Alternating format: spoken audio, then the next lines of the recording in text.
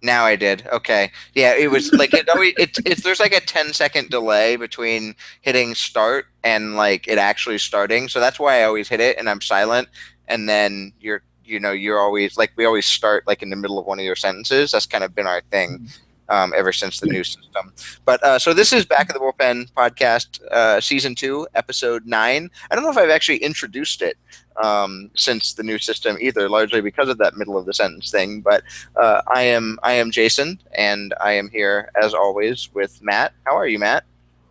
I'm good, Jason. I have a beer and a writing project to do after this, so it's going to be a fun evening. Let's plow through it. What beer do you have? I have Everybody's Brewing Country Boy IPA from, I think it's Washington State somewhere. White Salmon, Washington. Yeah. What Washington? White Salmon. White salmon. I googled it. White salmon. Huh. I don't know. I don't know where white. Do you know where white salmon is? Nope. Nope. I don't. White, Washington State somewhere. Yeah. Well, that's a good guess. You are in fact absolutely correct. It's just over the border, just over the Oregon border, right across from Hood River. Yeah. Well, so it's actually directly across from the town where Full Sail is. That's Hood River. Is that a? Yep. Okay. Yeah. Oh, yeah. Oh, there it is. Hood River. Yeah, I see it. It's a very small thing. Volcanic Bottle Shop is in Hood River, apparently, according to Google Maps. So yeah, so that's where your beer's from. That's cool. Yeah, Hood River is fantastic. If anyone out there ever gets a chance to go, they do. They have a brew fest that I try to go to every year. It's called the Fresh Hop Brew Festival, and they have all fresh hop beers. So all the hops that they grow right in that area. They just throw right into the vat, right off the vine, and yeah, it makes for some outstanding, delicious beers. My favorite festival. It's very cool. It's like I like the idea of like a more sort of focused festival. 'Cause a lot of times, like the beer, I don't know, fandom, the beer marketplace is kind of such that most places it's like, oh, we're having a beer festival. It's like, great, I'll come drink beer. It's not like we're having a stout festival, and I'm sure those exist.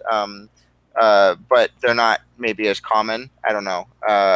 Whereas like nobody right now would have we're going to have a baseball festival, right? Like any like baseball event you went to would be very focused. It would be like, we're going to have an event focused around the Mets 1989 season or whatever. That would be a terrible event, but like that's still the kind of thing that you might have. But like, we're not going to have, I don't know. I have never, certainly in LA, and LA is different from Portland in that it's not as good. But I have never seen a sign for a chocolate stout festival here, for instance. And not that I would go to that, but I would be interested to know that it existed. They do have a stout. Well, I think there's probably a number of different stout festivals, but there is one stout festival that I've heard is super good. It's in Astoria, Oregon, which is northwest corner of Oregon, and it's called the Festival of Dark Arts, and it's held at the Fort George Brewing Company, which is in Astoria. And I have never been to that brew festival, but I hear that it is awesome. I also think if I ever did go, I would probably have like 2 beers, and that would be the end of it for me. Yeah, that's the hard thing, right? I mean, even like at the small like taster level or whatever, it's pretty easy to get. Yeah, you almost have to spout it out. It's like the wine thing, where you just like gargle it and then spit it like it's mouthwash or something. Yeah, yeah. I've never. Well, I mean, I say that like I mean, I know that that's a thing that exists. I've never. Have you ever like done the spitting at a tasting of some sort? No, but when I was in, I don't want to say middle school, it occurred to me that drinking soda was not good for me, but I liked the taste of it. So for like a week, I would buy big gulps at 7-Eleven, and I would sip them, and then I would spit them on the ground, and I would not swallow them. That's amazing. I love it. You get all the negatives of the dental aspect, but none of the carbs. Yeah. Because when you're gonna spit it out, you almost just instinctively like gargle with it. You're almost like swishing it around in your mouth and doing the whole thing. And then I had a long walk home from school, and I went right past the 7-Eleven. So I would stop and I'd get a big gulp for whatever it was, like 89 cents or something silly, and just you know. But like the various people driving past as you were doing this must have had quite a set of ideas about who you were. They're Yeah, probably not wrong, those ideas. Come no, to think not of at it. all. I bet they looked at that guy and they were like, "Wow, he's going to be a mediocre blogger." Well, they were wrong because you are an excellent blogger, as it turns out. Um, us combined maybe are not so great at the baseball podcasting thing, given that we've spent 10 minutes now on gargling soda and That's none not on baseball. But no, the well, okay. So speaking of gargling soda, the latest I don't know. Let's just call it bullshit because that's what it is. The latest bullshit out of baseball is I'm really kind of falling out of love with. with certain aspects of baseball because of all the things that keep happening. But so A-Rod famously somewhat, I guess, when he signed his, when he opted out of the contract with the Yankees after whatever it was, maybe 6 years or 7 years of that original 10-year deal, and then signed a new deal, included these, what did they call them, marketing bonuses, I think, Yeah, where milestone home runs would result in big payments for him. And he's not like, you make an all-star game and you get an extra 75,000 or whatever. He's getting like 6 million a home run for the one that ties Willie yeah, Mays, the one that ties Babe Ruth, the one that ties Barry Bonds, and yeah. at this point, I think it's a fair guess he's not going to reach the one that ties Barry Bonds, but he did the other day tie Willie Mays with number 660, I think. And the Yankees, therefore, according to his contract, owe him $6 million, and the Yankees predictably said, fuck you, and are not going to pay him his $6 million. And their argument is basically that he did not earn those home runs. He's essentially voided that provision by using steroids. Because they can't market it because it's a marketing contract and they can't market it because he quote unquote cheated, and so it invalidates the contract. Is that the idea? Yeah, I think so. Either that or it's some kind of underlying, like, the home runs don't really even count.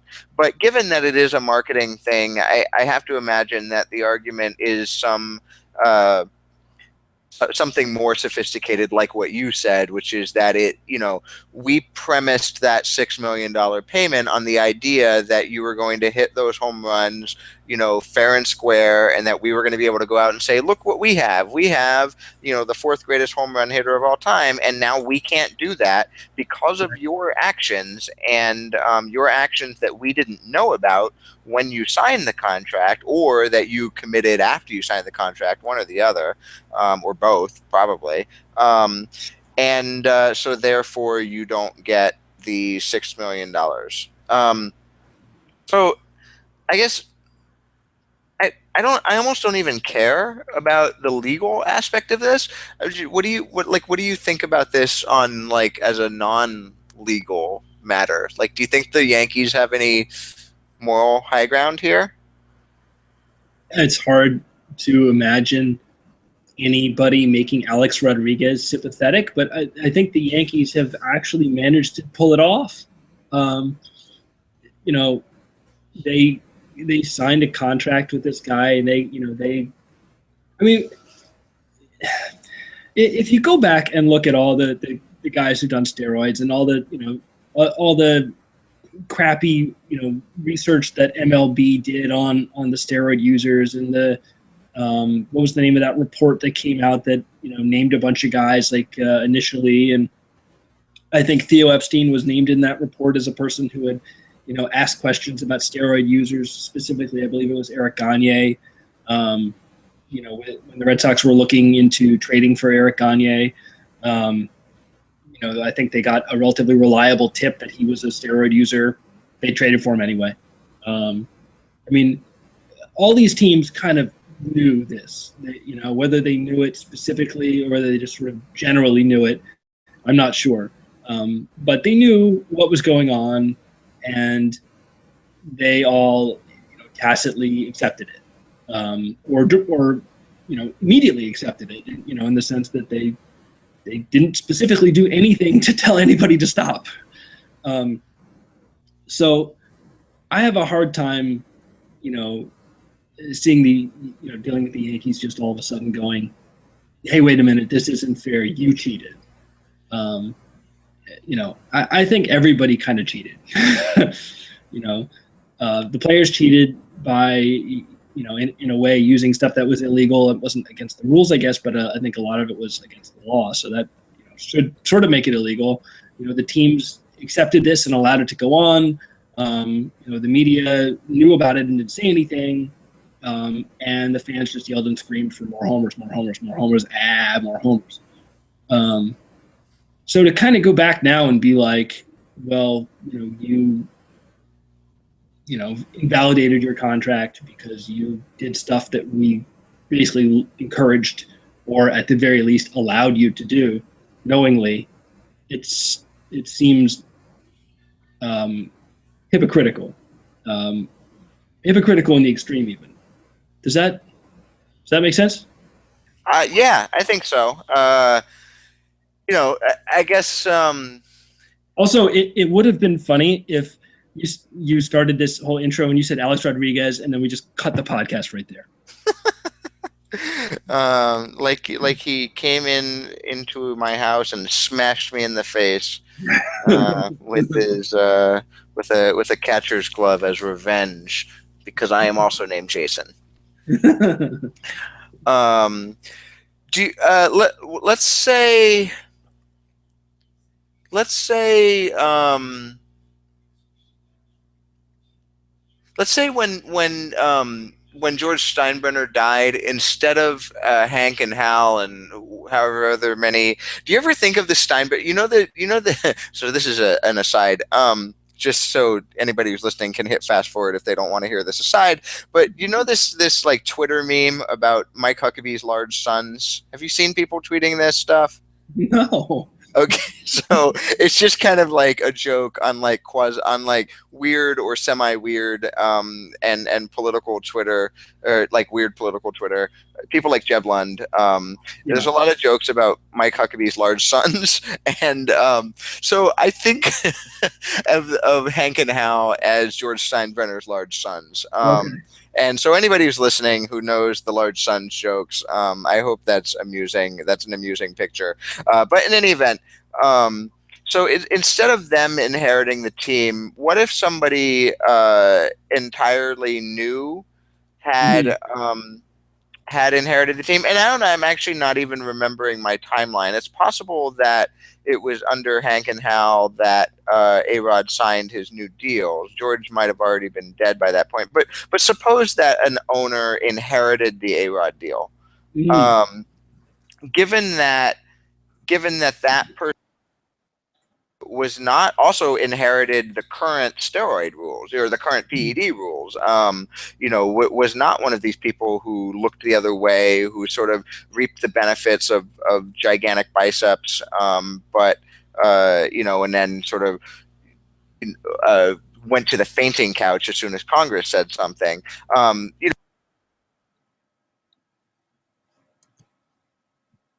Who suddenly found themselves with a cheating A-Rod who's demanding these millions and millions of dollars? Yeah, it does sort of change the calculus. That's an interesting question. Steinbrenner died in 2010, and A-Rod signed his deal in 2008. So. Okay, so Hank and Hal did inherit, but I mean, but not in any meaningful way. Yeah. So the counterfactual would be that in 2011, Mark Cuban bought the Yankees. Right. Yeah. I don't know. I mean, I feel like, well, aren't you legally bound to follow the terms of a contract, in sort of the same kind of way that if you get married in California, you're also married in Florida. I mean, you are certainly you certainly inherit the obligations Mhm. of who you buy the team from, as a legal matter, as an economic matter. Um, but you know, as like in terms of, I don't know, basic notions of fairness, because there are lots of things about contract law and other areas of law that are more that aren't necessarily about fairness as about just other issues. So you know, I guess I'm just wondering if you have if it changes your sense of what the fair and right thing would be. No, it's interesting. I mean, it definitely makes me question it a little bit. Um, and you know, everyone loves to do the well, why don't they just donate it to charity thing, as if that's some sort of middle ground. You hear that a lot in matters like this, or matters as close to this as you can get, I guess. Yeah. Not that many people like this, but I've heard that as a suggestion before, and that would be, from a idiot in his basement standpoint, which is my standpoint. That would be great. Then neither of these assholes has $6 million, and in theory, it's going to something much more useful than the Yankees' bottom line, or then another centaur poster for Alex Rodriguez. Um, so I don't know. I don't know if I can get any more creative than that suggestion. But other than that, I just kind of go, all right. It would be nice if the Yankees would just pay Alex Rodriguez the money they owe him, and stop making a giant big deal out of it. Because they did sign the contracts, and everybody cheated, and that's just the way that is. I mean, the other thing about it is Alex Rodriguez was suspended, right? At least in theory, for his breaking the rules, right? So when his suspension ended, didn't he at that point, or hadn't he sort of paid the penalty, right? Isn't this is there? I'm totally misusing this term I'm about to misuse, but isn't that sort of like trying him again, like double jeopardy or something like that? Yeah, I mean, there's certainly, I guess, an argument that this is an attempt to repenalize him for something that, you know, according to the bargained sort of set of penalties, he's already paid for. And on the other hand, it's such a weird, you know, as far as I know, these incentives are unprecedented. It's possible I, you know, missed some story when they were first signed that talked about, oh, here's the precedent. You know, here's the last time something like this happened. No, Um, I but don't think you're allowed to do that. The Red Sox had a clause in Kurt Schilling's contract where I think if they won the World Series while he was on the roster, he made $1 million. And uh, I think MLB after that said you can't do this anymore. Um, I don't remember what the reasoning was, but huh. I feel like what I just said is correct, but maybe it isn't. Yeah. Um, So I don't remember where I was going. yeah, I'm sorry for interrupting. I apologize. That No, wasn't no, no. interesting. It's relevant. Um, I'm just, I'm drinking I've had two sips of a very light beer, and therefore I'm off of it. I had a non-alcoholic beer yesterday. Hmm. That was weird. I know that they exist, Yeah, and for a while my mother-in-law was drinking them, um, and so I got to learn some of the brands, but I've never had one that I know of. yeah. It was not utterly repellent. What was the? I mean, is it actually beer in like a chemical sense, or is it like you know, like I mean, like if you did like a chemical analysis and you know, or like if you would it have the same elements just without alcohol, I or is it believe even so. possible? I think they make regular beer and then they take the alcohol out by through some process. Um, so or That they doesn't they that take doesn't sound possible. That's No, I think that's true. Huh. So what was the style of this beer? I think just like every non-alcoholic beer, it's like a crappy lager. You know, Oh, this okay. St. Pauli girl. This is like a. It smells like it's like Heineken without the alcohol. Um, okay, yeah. So, It's not but I mean, great. could you make like a non-alcoholic like? Could you make a non-alcoholic stout? Do you think? I mean, I'm sure you could. I I've thought about doing that at some point because I have brewed some beer, but I don't have Uh, any idea how to take the alcohol out. And once I've gone through the whole process and the beer is actually drinkable, I'm just very happy to drink it and not mess with it anymore. right. Yeah. Well, I mean, yeah. You get something that's drinkable. Don't potentially ruin it by taking that one Mhm. extra step. Um, yeah. Anyway, So that's I doubt he drinks non-alcoholic beer. he might. I don't know. I mean, I bet some of the well, no, baseball players love their not baseball players, managers. They love to pound their cases of Coors for the game, right? That's the typical. I think Alex Rodriguez drinks expensive drinks at expensive bars and doesn't finish them and leaves them on the table. I think he also probably mispronounces them. I bet, I bet he orders wine all the time and just like says it completely wrong. I'll have the Chatio, Yeah, the Chatio, the Bordeaux. Chatio Pope, the Chatio Pope. I'll have that. The wine. Do you have anything that's like red but not quite as red? Maybe, Like a pink. Do you have a pink wine? yeah. Bring me your finest Sutter home. Anything by Trader Joe's will be fine. Yeah, or I don't know. You got that Boone Farm. You got Boone Farm. Nice family establishment. Stepping Boone back, family stepping back in and quality. their farm wine. um, Boy, we think Alex Rodriguez is terrible, don't we? But I think we think the Yankees are worse. Is that true? Do we think the Yankees are worse? I mean, I don't think. I mean, the other day, like, so I specifically said, don't tell me the legal stuff, but like, I just cannot. I have a hard time imagining them winning when A Rod files a grievance over this. I maybe already happened since they'd announced their plan to do this. I mean, he almost could have pre-filed the grievance, except that Right. theoretically he might not hit the home run. He might have gotten hurt or something, but.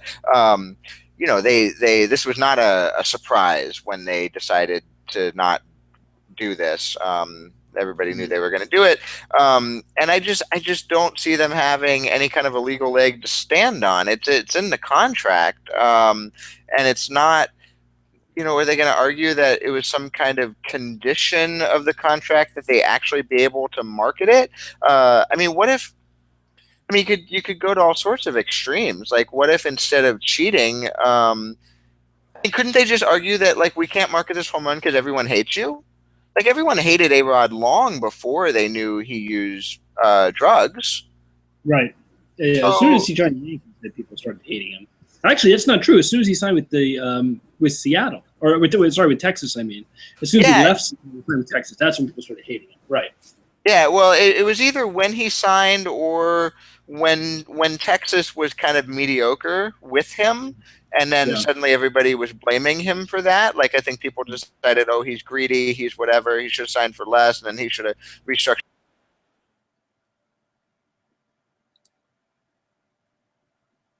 Then did not exactly stop when he got to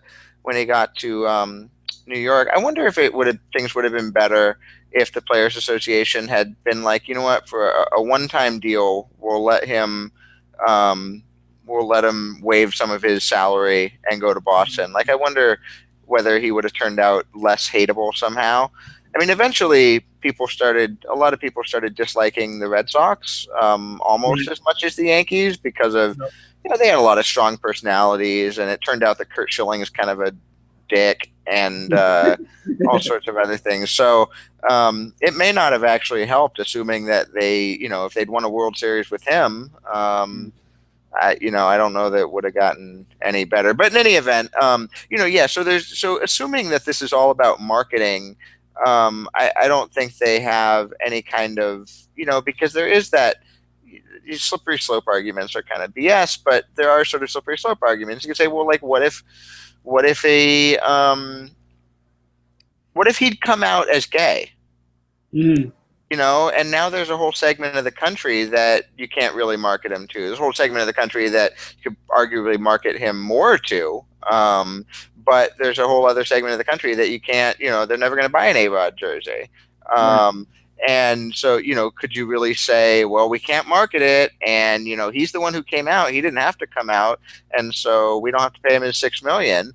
So you start, gaming out sort of scenarios like that, and they look, and it's not necessarily clear where the line could be drawn, if you're talking about the ability to market these things like you thought you were going to be able to do. And now, if they're making some other argument, like the home runs don't really count kind of argument, that's maybe even stupider, right? Because there's a thing that people have pointed out on Twitter repeatedly. You don't see the Yankees volunteering to give back their division titles. It's not college football, right? Where when you get an eligibility problem, suddenly you didn't win all those games that you won. Like, nobody won them. They just didn't win them. But like, you don't see the Yankees volunteering to do that. So they won a World Series with him. He was. I don't remember if he was the MVP of the World Series, but he was really good in the playoffs. I recall that. Yeah. And yeah, they're not giving that back either. So yeah, I think that's fair. Give back the World Series, and I think at that point you've got a case. Yeah, I mean, who should they give it to? I mean, I don't think you could give it to who they beat, because they beat them, and so they're losers. Yeah, but give it like. I don't know. Don't say the Red Sox, God damn it. I was going to say the Pirates. The Pirates would be good. Are the Pirates? No, I mean, the Cubs are probably the current longest suffering. Although there are teams who've never won a World Series. Maybe they should get it. Well, I would say the Brewers, except for the Bud Selig connection. Yeah. So and the the Cubs. The Cubs are just kind of annoying at this point. Right. Yeah, I don't know. Maybe Billy Beane. Maybe we should give it to Billy Beane, just as like a World Series emeritus kind of thing. But like, you've just been good enough for so long, and luck has been against you. If anybody in baseball would like turn down a free trophy like that, it'd probably be Billy Beane, right? Because it'd be like an insult. He'd be like, "What, you think I can't win one of these on my own? You think my shit will never work in the playoffs?" And then what do you do? He would trade it for 3 division titles. He would. I'm dreading them actually winning one on their own, because he would just trade it for, I don't know. He would trade it. He wouldn't even trade it for prospects. He'd trade it for like, an expiring contract, a free agent, a free agent to be like Ben Zobrist or something. Yeah, right. Trade it for Matt Holliday. So are you, as an A's fan, are you like at all emotionally invested in Addison Russell? Are you like angry they traded him and you want him to be successful, or are you like, he's not an A anymore, screw him? Or what's your thought on that? I don't really have any emotion about it. I mean, that's not unusual. I don't really have emotion. I don't have emotions. No, like I don't. I certainly don't wish him any kind of ill will. Like I don't like rooting against people unless they prove themselves to be bad people. So like the Angels. Yeah, the Angels are definitely, or Tom Brady. That's my list right now. So yeah, so I certainly don't wish him ill, but I also don't feel any particular connection to him. Like, I'm not going to be happier when he hits a home run versus when Anthony Rizzo does, or when Javier Baez does, or when Chris Bryant does. They're all just players on the Cubs to me at this point. And that doesn't mean I don't wish the trade hadn't happened. I'd rather he be on the A's right now. I do like Marcus Semien, the current shortstop that they have instead of Russell, but I would like Russell more. But in terms of how that plays out on my daily emotions or when I watch a Cubs game, it's like, oh, there's Addison Russell. I haven't felt any particular pain from his. I don't know that he's done anything. Has he hit a home run yet or anything? He did have at least one home run. Okay. Yeah, that didn't. Well, so obviously I didn't even notice. But had I noticed, I don't think it would have caused me any particular pain. If he's so good that he winds up winning like MVP awards, Yeah. that could be a little rough down the line. But for now, he's a starting caliber baseball player. There's a lot of those, and even if he's sort of a well above average player, I don't think I'm Trout. That's gonna get rough. But I don't see it happening. Not because he's not good, but because he's not Mike Trout. No, he's not. He's got 2 home runs, by the way. He's look at that. That's more than actually. I think that's as many. I think Marcus Semien also has 2 home runs. So yeah, who cares? The A shortstop is just as good. 2 home runs and 2 walks, and he's hitting 261, 292, 500. That's before today's games. Okay. That's a lot of 2s. A lot of 2s. Yeah, he likes 2. He's played in 12 games. 12 games. There's a 2 in that. Yeah. What position is he playing? Second base? That would be too wonderful. It would be terrific. He's playing second base mostly. He's played 1 game at shortstop, 1 inning at shortstop. 1 inning. And he made 28 errors. Oof. 28. That's a lot. No, it's just there's a 2 in that, so I don't know. Bad joke.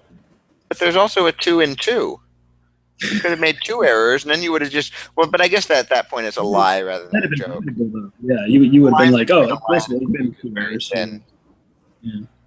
Yeah. We would have had people fact checking the podcast, writing us emails, being like, "Nah." Paying attention to us. Yeah, paying attention. What a horror show that would be. So speaking of A-Rod, wait, was there anything else on A-Rod? I mean, I feel like we think the Yankees are being dickbags, and they're totally living up to their. I wonder who this. So this isn't even really a question. It's just kind of like me wondering something that you're not going to know the answer to. But like, I wonder who's driving this in the Yankees front office. Like, I wonder if it's ownership. I wonder if it's like Randy Levine, team president type. I wonder if it's Cashman. Like, who's really got just a giant boner for taking A-Rod's money? I think it's got to be Cashman. You think it's Cashman? You think it's not Cashman like following orders? I think Cashman hates him, and I think Cashman long ago stopped worrying about like what anyone else thinks, which actually makes me like him. Right. Not.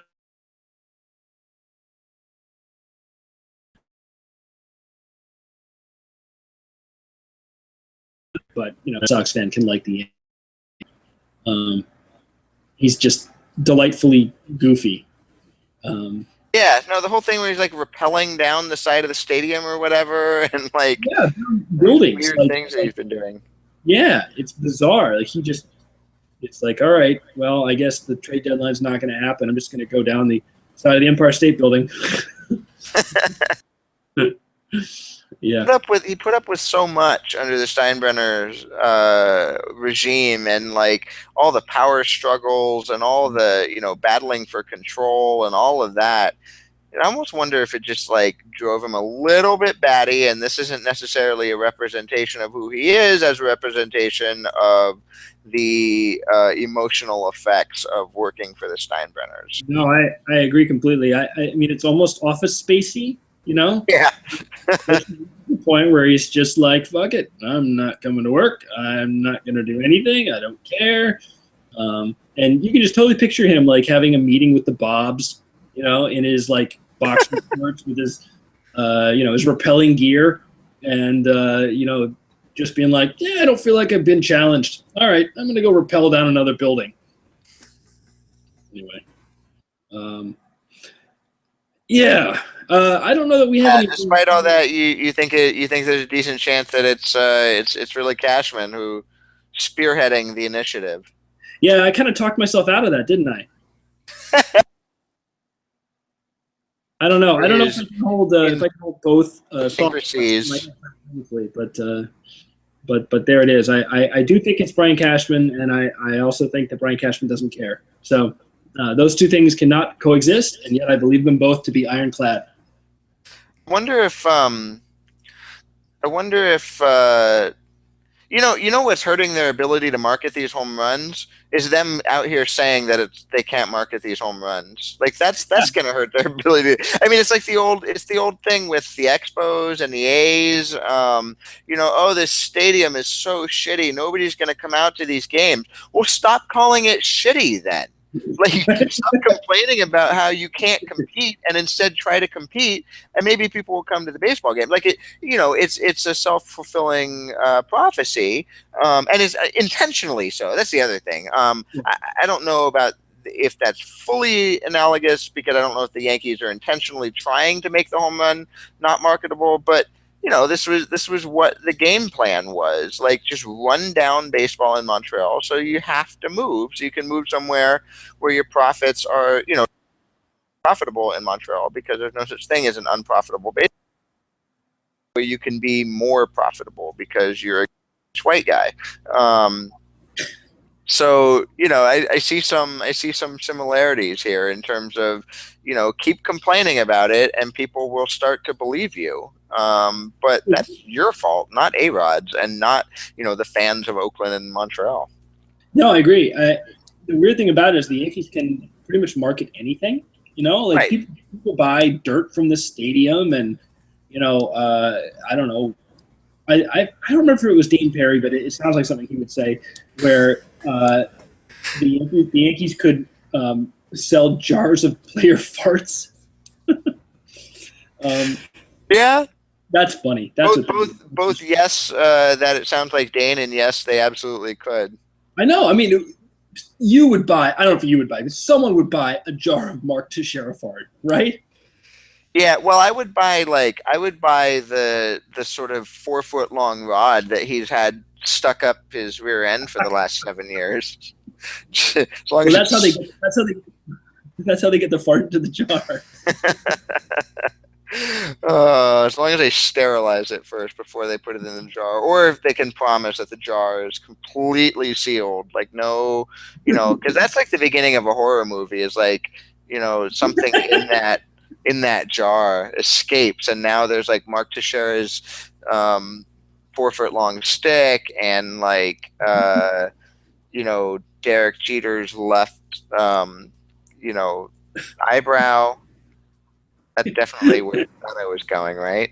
Yeah, that's And exactly what I thought. Really fun eyebrow with that.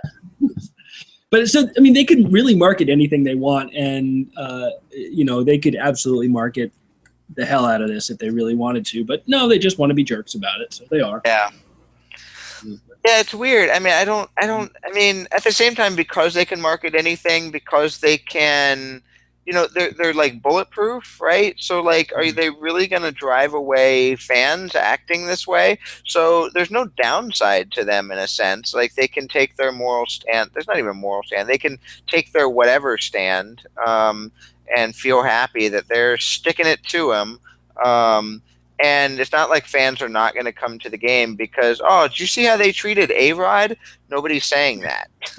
Like, um, you You feel so know, sorry for him. what?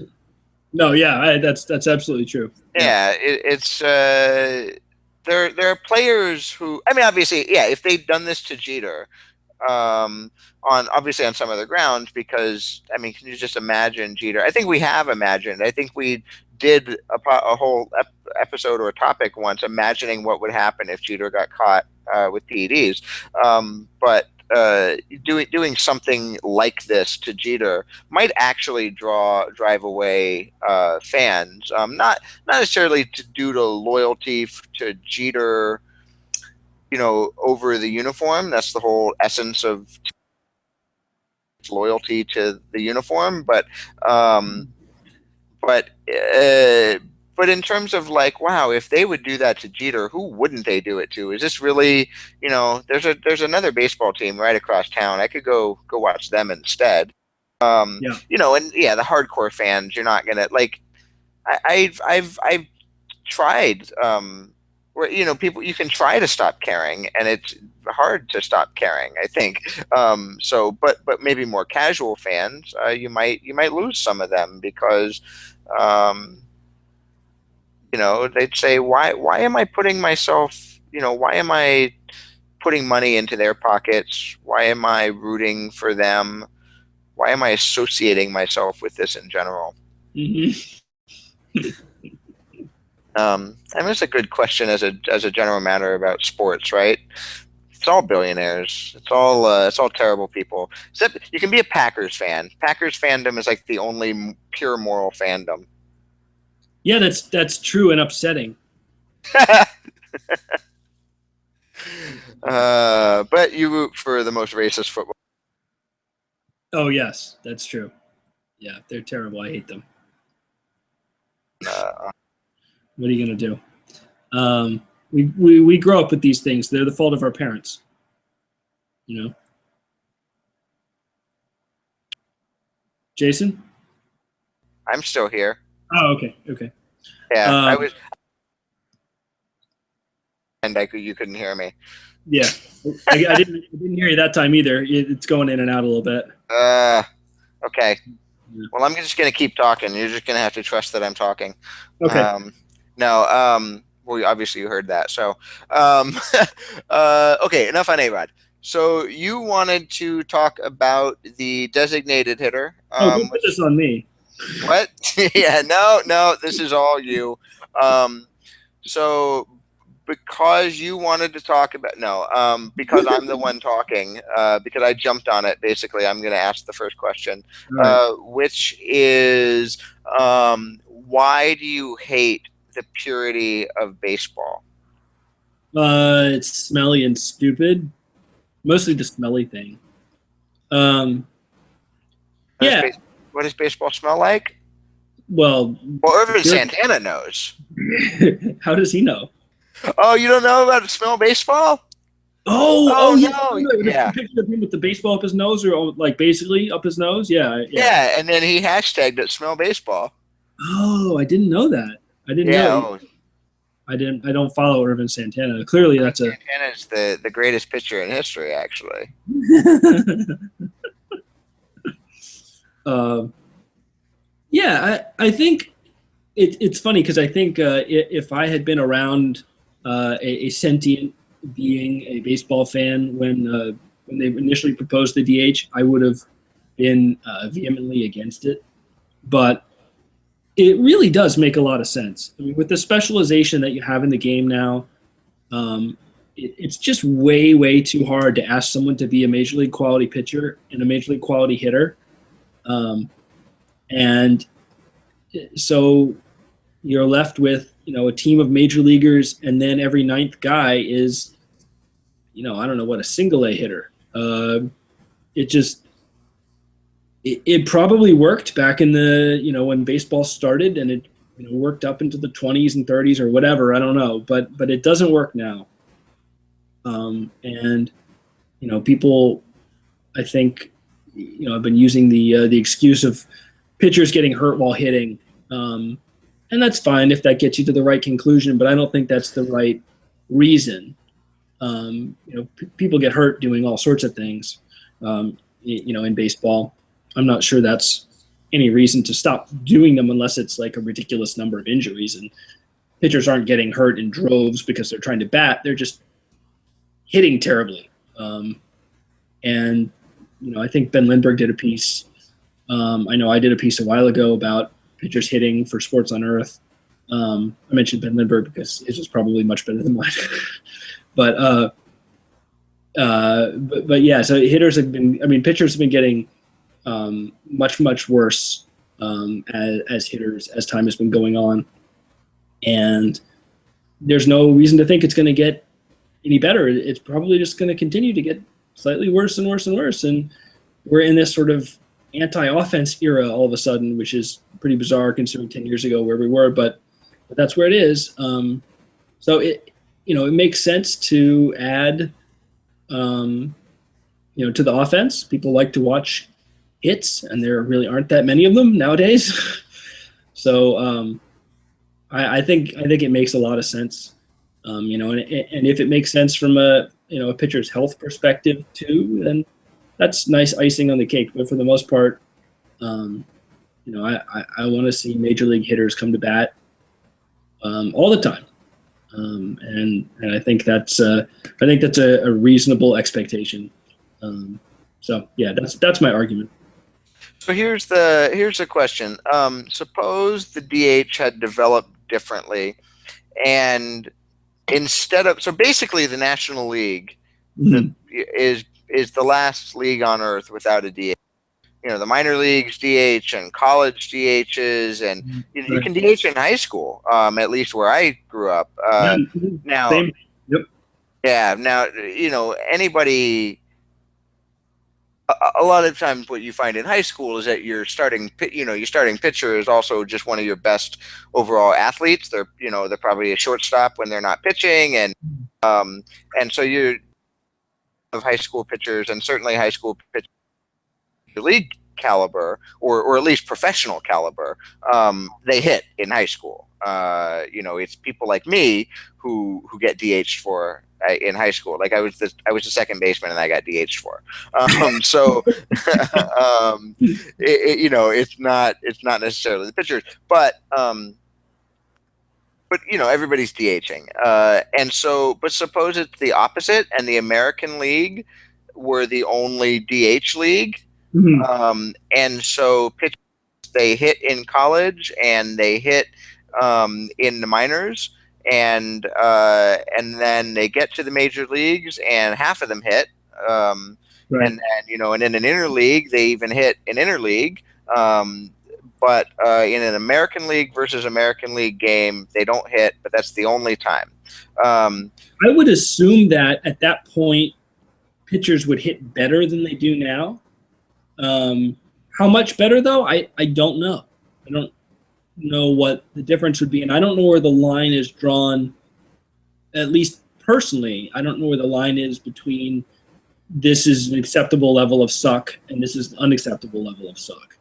So I don't know if that would cross the line, to the acceptable level or not. But it's an interesting question. I don't have an answer, I guess. That's my answer. Yeah, no, that's it's. I mean, it is certainly a big part of it is that they would be better. But yeah, you mentioned like sort of specialization, and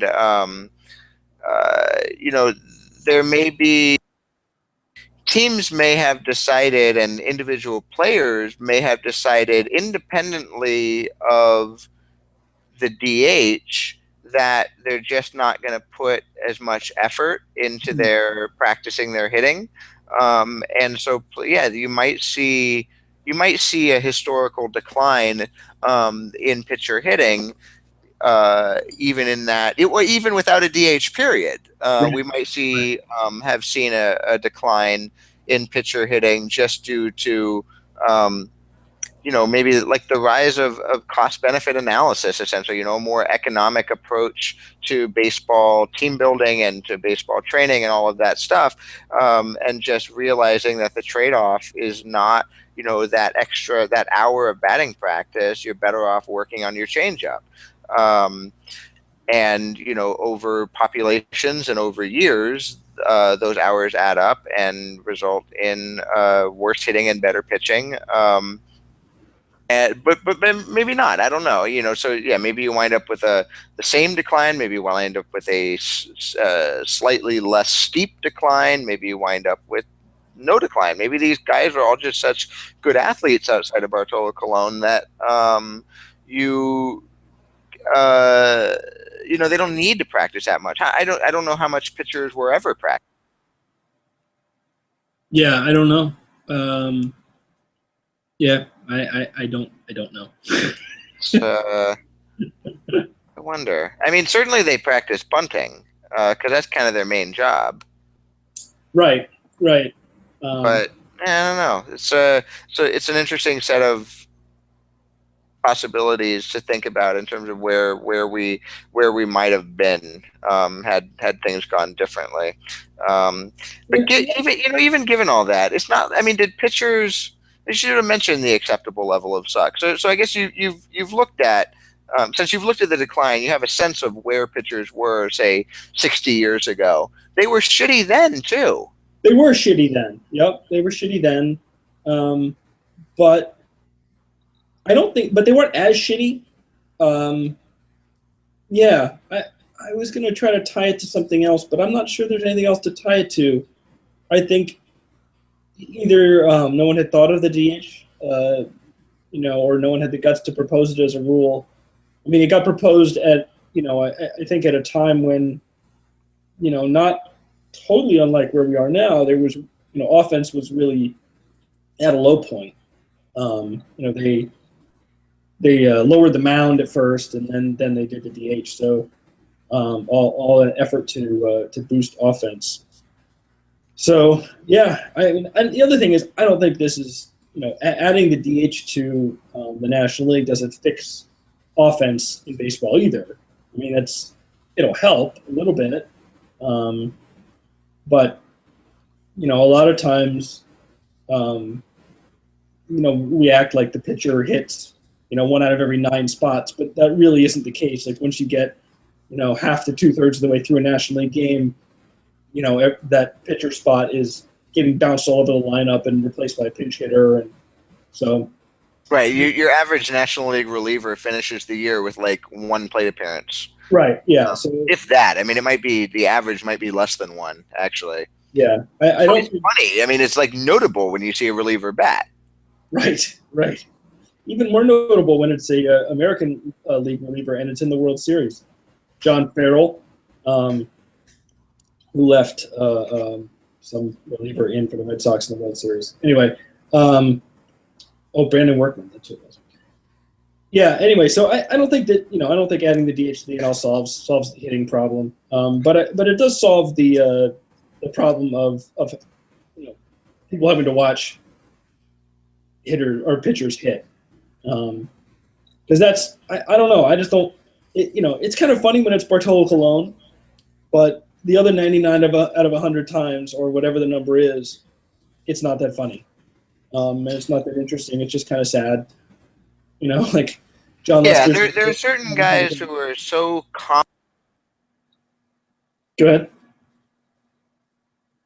Willis was always a good hitter, right? And Greinke, I think, hits well. I'm trying to think of who else currently has sort of a reputation. Yeah, and then there's the ones who are funny. There is Cologne. Well, I mean, I made a crack about Cologne's athleticism. Like anybody who saw that gif of him just flying out of the side of the screen, sprinting full head on toward the runner who was sort of hung up in a pickle between first and second knows, or anybody who's seen Bartolo Colon play defense off the mound knows that he is actually still an athlete. He's just an athlete in the body of a 48-year-old couch potato. He's Pablo Sandoval in 15 years. Yeah, maybe. I hope not. But he does. That doesn't mean it's not fun. It is fun to watch him. Yeah, that part is fun and would be lost, and that kind of sucks, I guess. But you're right. It isn't that many. It's a small. It's if it's even 1%. I might, that. It might be less than that. I mean, you brought up Zach Greinke as a good hitter, and he is for a pitcher. He's a good hitter. Do you want to hazard a guess as to what his slash line is as a hitter? I'm gonna say like career. Yeah, give me his career. Or you can give me go like 180, 230, 290. He's actually a little better than that. Okay. 213, 261, 326. Yeah. That's 62 OPS plus. He's not rosterable as a hitter, but guys as bad as him generally over the course of a season do get some at bats. Yeah, absolutely. I mean, yeah, that's your like your AAA, your AAA second baseman who has to come up when your utility infielder gets hurt. Right. Right. And he's not good, but he's who you've got. That's kind of where he hits. Yeah. Or your backup catcher. I mean, there's some backup catchers who aren't going to hit any better than that. That's true. But they are backups. They don't play. And yeah, they try not to play them as much as possible. Actually, it's funny. Greinke had one season, which I think is where he got this reputation as a good hitter. Although he does have 4 home runs, but he had one season with the Dodgers in 2013. He had 328, 409, 379. On base higher than slugging. Did I hear that right? No, 409 on base, 379 slugging. Nice. That's in 72 plate appearances. He had 7 walks, struck out 10 times, and he had 3 doubles. So that walk to strikeout ratio is yeah, what got into him that year. I don't know. Yeah, maybe that was the year D. Gordon was hitting leadoff, and guys were just eager to get to D. Gordon, and they were fine getting lead ball. I don't know. D. Gordon's good now. I heard that. So, what's your take on this on the DH? I mean, do you think that that's something you'd like to see personally? Yeah, I don't care. I don't. It's not something that I think is like dumb that baseball hasn't done. It's not something that's like, when I emailed Rob Manfred, I didn't I didn't do it because of the DH. I did it because of metal detectors. But and I wouldn't, like, I'm never gonna be an advocate. It's not my issue in a sense. But it's something that if it happens, I'd be like, yeah. Or if they put it up to a vote, like if they actually just like, instead of voting for all stars next year, they decided to let us all vote, and everybody gets 10 votes. And unless you have a robot in Korea, then you can let that robot vote, 40.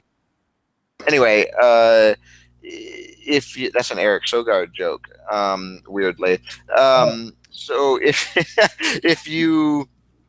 if they let me vote, I would absolutely vote. Yeah, without hesitation, I would vote for DH in the National League.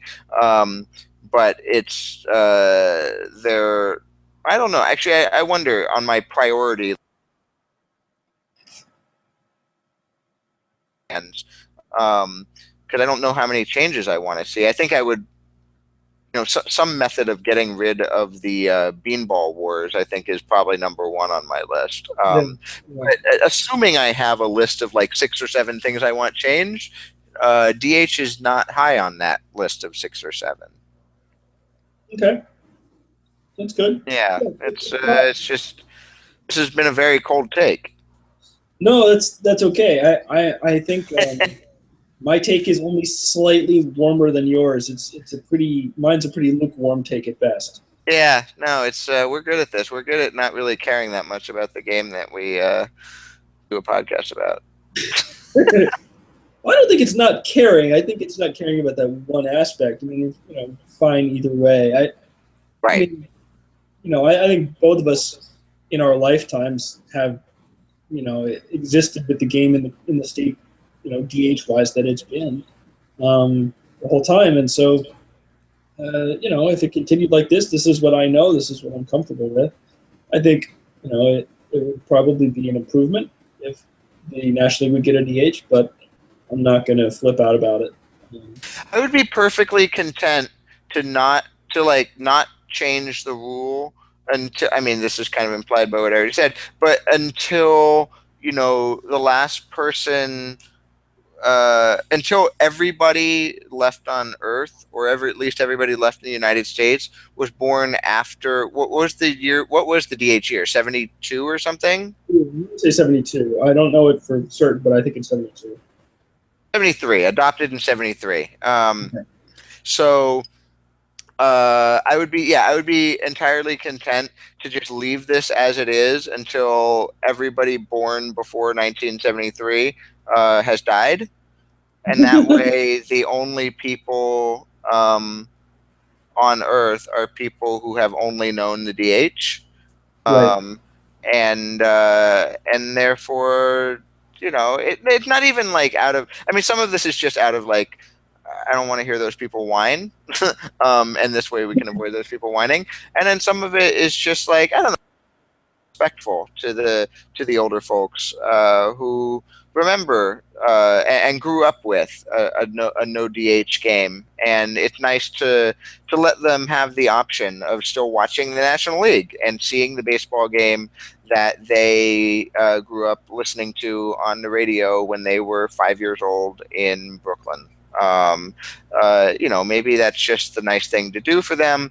But then once everybody was born in the 80s or whatever, and it's all we've ever known is there is the possibility exists to DH, Yeah. then maybe at that point the pain is so much less that you can change it.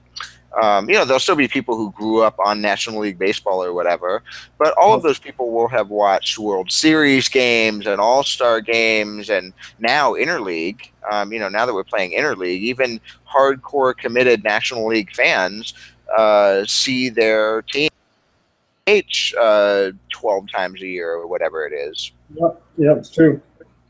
So I don't care about all the people. Screw them. I think. Damn it! I had a funny joke and I forgot it. This is what happens when I do it. Oh well. Well, so this is what happens every day, is what you're saying. Yeah. Yeah. I actually am fine with old people, but that saying "screw old people" was the first part of the joke. So. Right. No, I assumed that you have old people in your life that you love and care about. Very true. Yep. Lots of so old people. You don't want to necessarily say that about all old people. Not all old people. Hashtag. That's right. You and I are both card-carrying members of Old People Twitter. So. Yeah. Card-carrying member from baseball Twitter, and like you do TV Twitter and Old People Twitter. Yeah, no, that's definitely the case. Mm-hmm. I found out today that another professor who taught at college where I went to college is retiring at the end of the year, and I looked at the list of people. It's a dwindling list actually of professors who were there when I was there. Some of that's not retirement, some of that's just other kinds of attrition, going to other schools. But that's yet another reminder of getting old. Is like, wow, all the people who taught me in college are retiring because they're so old now. Hashtag incontinence. Oh no, I can't believe we're already into poop. Yep. That's what did it take me, an hour? Is that right? Is that an hour? Jason? What? No, I wasn't talking. I noticed. Yeah, no, I thought you were you thought I was cutting out or whatever. I did think that, because you have cut out in and out here, and so I can never tell if it's just you like opting to not respond to me or if it's a technical error. If it's on purpose or not. Best that I don't like talking all that much. It's kind of weird to have a podcast in those circumstances. Now that I think about it, but I guess I didn't ever really think about it. I should have thought about my desires or lack thereof to talk before I signed up for a podcast. Okay. But now it's too late. This was your idea, I think, wasn't it? Well, it was somebody's idea, that's for sure. That's true. It is true what you just said. It is factually true. Probably. I wouldn't go out on that limb if I were you. I would I Well, would use I would use some qualifiers. Is likely. that's that's the limb we're going out on, man. Because we're going out, and that's the limb we're on. Yeah, no, I don't. It's a brittle limb. It might snap under our weight. We can only hope. Brittle limb. Say Hashtag that 10 times. Hashtag brittle limb. um, Sorry, my wife just sent me a link because I feel like we're done on the DH and A-Rod, and I'll let you go write your article. But my wife sent me a link, and the headline is 3 accused of operating fictitious police department. Ooh. Yeah, how can that be a thing? Well, I know pretending to be a police officer is illegal. Like, you'll get in big trouble for that. Yeah, but this is a whole department. This is like triple illegal.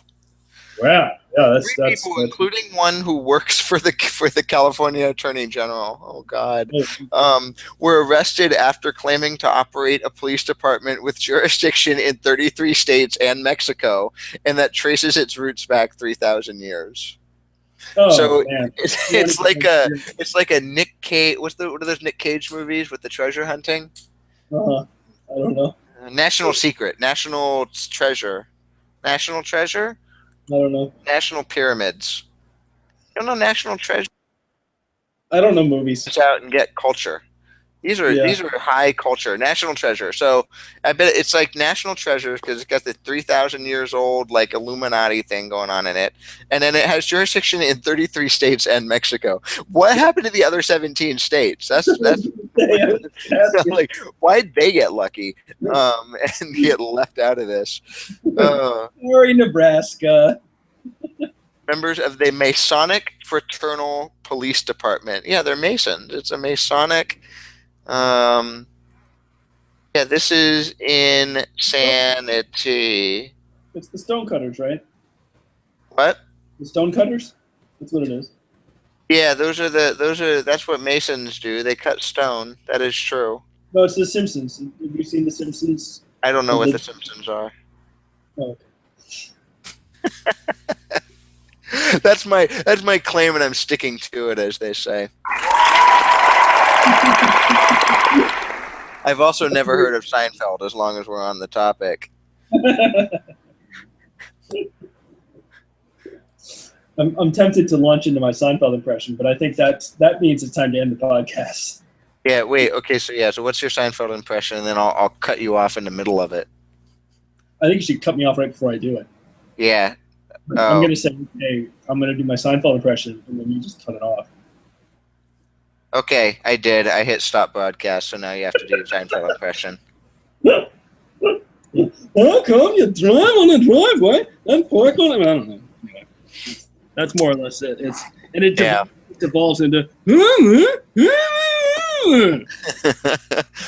Well, good. I'm glad we got that because I did not hit stop broadcast at all. Oh, crap. I'm glad we got. I think you've got a little live button in the corner, right? So I don't feel bad about that. We're still going. I feel about lying. I don't feel bad about lying to you because my lie was entirely transparent. We actually have one listener. I feel like they muted us. I feel like they're still technically connected, but they've hit mute a long time ago. They're lying dead on the floor. Yeah, their browser is not responding, and they're desperately trying to close it. It's just got like not responding, but the audio is still going, and they can hear. What's the deal with the audio not going? Why is my I wish I could do a George. I don't know what Seinfeld is, so I don't know who George is. But I wish I could do a George impression, but I don't have one. You did know, yeah. I think if I watched it, I could do an equally bad impression. I feel like it's mainly just like waving your arms in the air and yelling. Like that kind of seems to be the way to do the impression. Yeah. And shout Jerry a lot. I don't know. All right, I think we're good. I don't know about good, but I do think we're done. I wouldn't use that word. All right, Matt. Happy podcast. And next week we hit, or whenever we do this again, hopefully next week, we hit double digits on season 2. Isn't that exciting? It is. Are we getting renewed for a 3rd season? I wonder. That is up to a lot of people, mainly you and me, and we're just gonna have to see how the ratings are. Oh my God, the viewer left. Yay! What an asshole that person is. We're not done. We're almost done. I think they got tired of all the vamping. Yeah, All right. yeah. Yeah, hopefully we'll get renewed, and we will. If we don't get renewed, oh, they're back. They're back. You're not an asshole. We called you an asshole while you were gone, but you're not an asshole. And so the funny thing is that people listening to this on the recording part, like this is just completely I mean, it's senseless enough as it is, but it's like, oh, they're gone again, asshole again. And yeah, so Jason, we'll do a save our show campaign if we need to do that. People can write letters to the studio to demand that we be put back on the air. No, it'll be taken off the air. Well, we've been fighting that battle for years. We've been resisting our corporate overlords. Wow, that did not come out. Corporate overlords' attempts to kick us out for. I mean, we've been occupying this radio station for 2.5 years now, and we're not going any goddamn where. All right, Matt. Like that movie that I don't know, the one where they really bad rock band with Steve Buscemi in it breaks into the radio station. I don't think I know that one. I know, at least I'm not. At least I don't know it off the top of my head. Well, there's really no reason you should. It's pretty bad. All right, Jason. Good podcast. Probably, maybe not. Yeah, we'll see how people react to this one. Send us your comments and your thoughts, unless they're bad, in which case, be silent as usual. All right. Talk to you next week. Yep. Bye-bye.